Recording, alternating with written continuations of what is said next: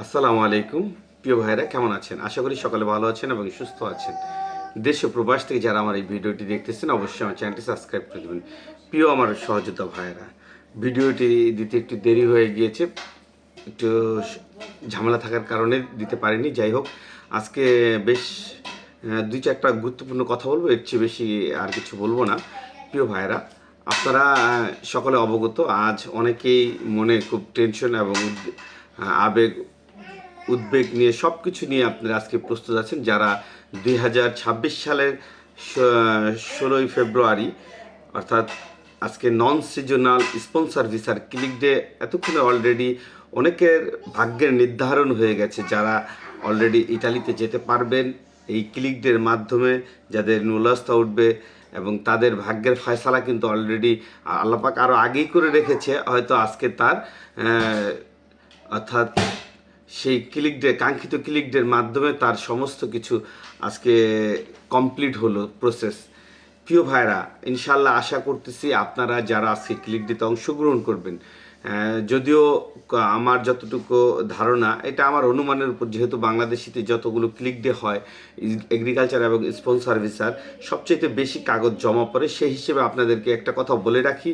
যদি যে সকল শহরগুলোতে কোঠা বেশি থাকবে সেই সকল শহরগুলোতে আপনাদের চান্সও বেশি থাকবে, কারণ বাংলাদেশিরা সবসময় একটু বেশি পরিমাণে কাগজই জমা পড়ে। অন্যান্য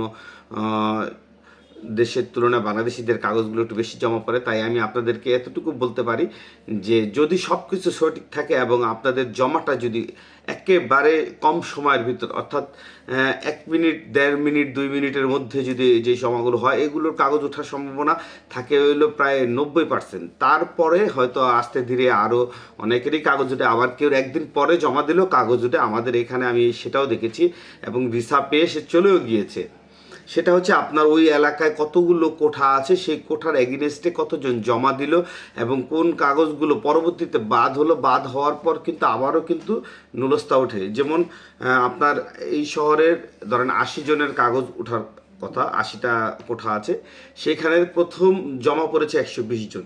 দেখা যায় যে 80 জনের কাগজই কিন্তু ওঠে না, এর মধ্যে অনেকের কাগজ বাদ হয়ে যায়। বাদ হয় বলতে অনেকের দেখা গেছে ডকুমেন্টস শর্ট থাকে, সেই ডকুমেন্টসগুলো চাওয়া হয়, সেই ডকুমেন্টসগুলো দেয় না। অথবা দেখা গেছে যে ওই পরীক্ষা করে তারা যখন ইনকোয়ারি করে দেখে যে এখানে সে 4টা বা 5টার জন্য জমা দিয়েছে, সে একজনের বেশি আনতে পারবে না বা 2 জনের বেশি আনতে পারবে না। এই ক্ষেত্রে তার কোঠা বাদ যায়, তার একটা নুলস্তা ওঠে। এরকমভাবে বাদ গিয়ে কিন্তু দেখা যায় যে আবার পরবর্তীতে সেই নুলস্তাগুলো তারা পায়। সেই ক্ষেত্রে দেখা যায় যে অনেকের চান্স আবার এসে পড়ে। যাই হোক, আপনারা ইনশাল্লাহ আজকে যেহেতু ক্লিক ডে হয়েছে, আগামীকালকে আমি আপনাদেরকে মোটামুটি এটা নিয়ে একটা বড় ভিডিও দেব, কারণ ওই সময় হয়তো জানতে পারবো যে কারা কারা রিসিভটা হাতে পেয়েছে, কারা পায়নি, সেই বিষয়টা জানতে পারবো ক্লিয়ারলি। আর আরেকটি বিষয় আপনাদের বলে রাখি, একটি গুরুত্বপূর্ণ বিষয়। গেটটা খুলো, একটু খুলো, দিয়ে যাও। আরেকটি গুরুত্বপূর্ণ বিষয় আপনাদের বলে রাখি, সেটা আসলে অনেকের জন্য দুর্ভাগ্যজনক হবে। আপনারা যারা কোম্পানি অঞ্চলগুলোতে 2023 সালে জমা করেছিলেন, আপনাদের জন্য আমি একটি বিশেষ বার্তা দিচ্ছি। সেটা হচ্ছে হয়তো আপনারা আর এই অঞ্চলে যারা আপডেটও করেছেন তাদের ভিসা পাওয়ার সম্ভাবনা একেবারে জিরো টলারেন্স। কারণ আজকে আমি গতকালকে রাতে প্রচুর পরিমাণে SMS এসেছে, শুধুমাত্র কোম্পানি অঞ্চল, বিশেষ করে নাপোলি অঞ্চলের অনেক SMS এসেছে যারা রিজেক্ট খেয়েছে। হয়তো তারা আজকে আনতে যায়নি, কিন্তু যে পরিমাণ রিজেক্ট খেয়েছে তা অকল্পনীয়। আর প্রিয় ভাইরা, আপনারা যারা আপডেট করেছেন কোম্পানি অঞ্চলগুলোতে, তারাও আপনারা ভিসা পাবেন না। এটা মোটামুটি আমি যতটুকু নিশ্চিত হয়েছি যে যারা আপডেট করেছেন বিশেষ করে নাপোলি, তারা ভিসা পাবেন না, এটা আপনারা শিওর থাকেন। যদি আপিল করার মাধ্যমে কেউ ভিসা নিয়ে আসতে পারেন তাহলেই হয়তো বা পাবেন, কারণ এতদিন যতটুকু আশা আমি দেখেছিলাম, আজকে আপডেট করার পরও রিজেক্টের SMS গতকালকে রাত্রে প্রায় 9টার 10:30, 9:30 বা 10টার দিকে রিজেক্টের SMS এসেছে, যে কাগজগুলো আপডেট করার ছিল। এরকমও নিজস্ব লোকেরই আমি শুনতে পেরেছি। সেই হিসেবে বলতে পারি যে আপডেট করার পরও আপনারা ভিসা পাবেন না, এটা মোটামুটি আপনারা কনফার্ম থাকেন। আর আরেকটি বিষয় হলো যে যারা এখন পর্যন্ত ফ্যামিলি ভিসার 24 সালের পাননি।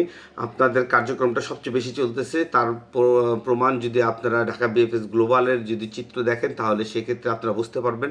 কারণ বর্তমান সময় যেহেতু জমা নেওয়া বন্ধ, বিএফএস গ্লোবালে যতগুলো লোকই যাচ্ছে ম্যাক্সিমাম লোকগুলোই দেখা যাচ্ছে ফ্যামিলি ভিসা কালেকশন করতে যাচ্ছে অথবা কোনো ডকুমেন্ট জমা দিচ্ছে। তবে তার মধ্যে প্রতিদিন প্রায় 40, 50, 60, 70, 80 প্লাস ভিসা নিয়ে বের হচ্ছে শুধু ফ্যামিলি ভিসাগুলো।